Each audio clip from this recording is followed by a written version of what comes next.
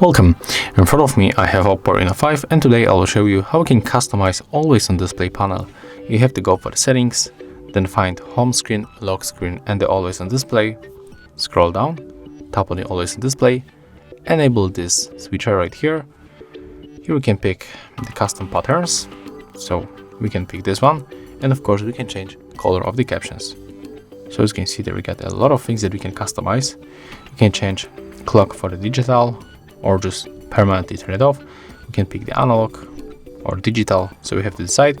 We can also take off these icons like date, battery, notifications, so you have to decide what you want to get. I'm going to leave everything like that, then click apply, and when you scroll down you can spot that we got here also other themes, and here we can also input our text or graphic. We can check the clock for the digital, and there is some kind of the retro digital clock. So let's pick this one, click apply, and at the last option we get the display options. So we can basically pick it all day, schedule, or just power saving. You have to decide what you want to get.